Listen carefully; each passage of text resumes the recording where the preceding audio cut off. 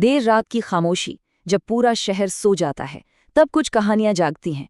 आज हम एक ऐसी ही कहानी की बात करेंगे, एक बिल्कुल आम सी कैब राइड की कहानी, जो देखते ही देखते एक खौफनाक सफर में बदल गई। तो चलिए इस मॉडर्न घोस्ट स्टोरी की परतों को खोलते हैं और समझते हैं कि इसमें डर को कैसे बुना गया है। कहानी की शुरुआत होती है एक बहुत ही जानी पहचानी, एक बहुत ही कॉमन सी फीलिंग से। दिन भर की थकान, ऑफिस में देर रात तक काम और बस घर जाने की जल्दी। ये वो पल है जहां हम सब इस कहानी के कैरेक्टर से जुड़ जाते हैं। दिमाग में बस एक ही ख्याल होता है, यार बस एक कैब मिल जाए। और बस यहीं से कहानी एक डरावना मोड़ ले लेती है। हम बात कर रहे हैं एक ऐसे सफर की जो असलियत के सारे नियम तोड़ देता है। एक ऐसी राइड जो शायद कभी खत्म होने के लिए बनी ही नहीं थी। तो कहानी का पहला हिस्सा, घर की ओर एक आम सफर। इस हिस्से में सब कुछ बिल्कुल नॉर्मल लगता है, एक आम रात, एक आम कैब राइड। लेकिन असल में यही वो नींव रखी जा रही है जिस पर आगे चलकर डर की पूरी इमारत खड़ी होगी। देखिए, कहानी के जो मेन एलिमेंट्स हैं वो कितने सिंपल हैं। एक थकी हुई लड़की निशा, एक ड्राइवर महेश और एक रोज का जाना पहचाना रास्ता। लेकिन यहीं एक छोटी सी अजीब सी बात होती है। ड्राइवर को निशा की मंजिल बिना बताए ही पता है। ये कहानी कहने का एक क्लासिक तरीका है जिसे फोरशैडोइंग कहते हैं। मतलब शक का वो पहला बीज बो दिया गया है ताकि हम भी निशा के साथ थोड़ा अनकंफर्टेबल महसूस करने लगे। तो अब कहानी आगे बढ़ती है दूसरे हिस्से में, गड़बड़ियों वाली सड़क। ये कहानी का वो पॉइंट है जहां निशा नॉर्मल दुनिया को पीछे छोड़कर एक ऐसी अजीब सी जगह में दाखिल हो जाती है जहां रियलिटी के नियम, कह सकते हैं, काम करना बंद कर देते हैं। और यहाँ पर जो सबसे दिलचस्प बात है वो ये कि डर को कैसे धीरे धीरे बढ़ाया जा रहा है। हॉरर की दुनिया में इसे कहते हैं एस्केलेटिंग डिसोरिएंटेशन। पहले एक गलत मोड़, जो चलो एक मामूली गलती भी हो सकती है। फिर रेडियो पर सालों पुरानी तारीख का ब्रॉडकास्ट जो अजीब है। फिर एक ही बिलबोर्ड का 2 बार दिखना, ये तो नामुमकिन सा लगता है। और आखिर में टेक्नोलॉजी का धोखा दे जाना। ये सारी चीजें मिलकर निशा को कंफ्यूज कर देती हैं और असलियत पर उसकी पकड़ ढीली पड़ने लगती है। अब आता है कहानी का तीसरा हिस्सा, बाहर से एक कॉल। ये एक बहुत ही क्रिटिकल मोमेंट है जहां बाहर की दुनिया की सच्चाई और जो निशा महसूस कर रही है वो आमने सामने आ जाती हैं। यहाँ पर कहानी का जो दिमागी कंफ्यूजन है वो एकदम साफ दिखता है।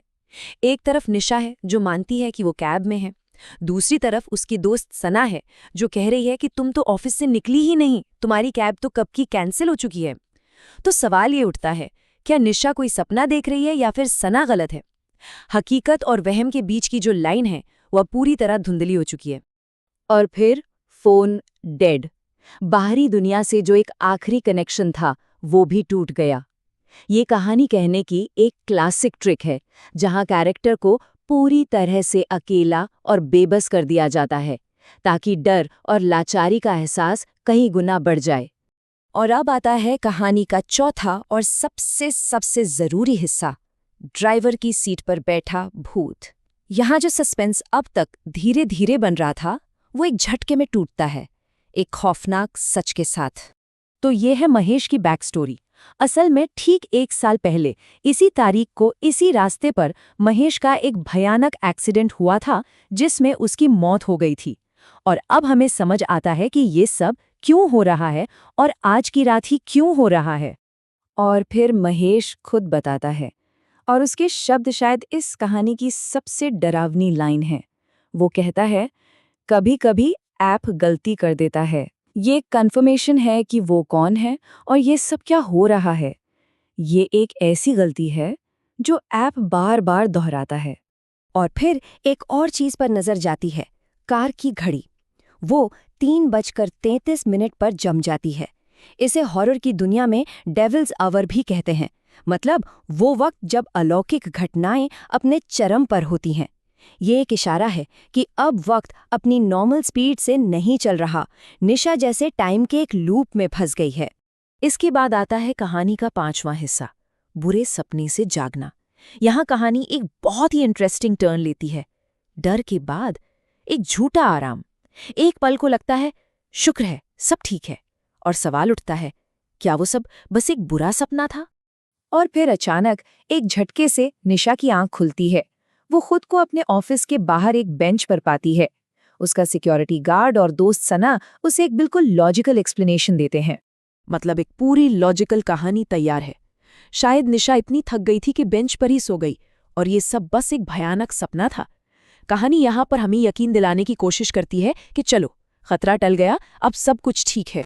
लेकिन कहानी यहाँ खत्म नहीं होती।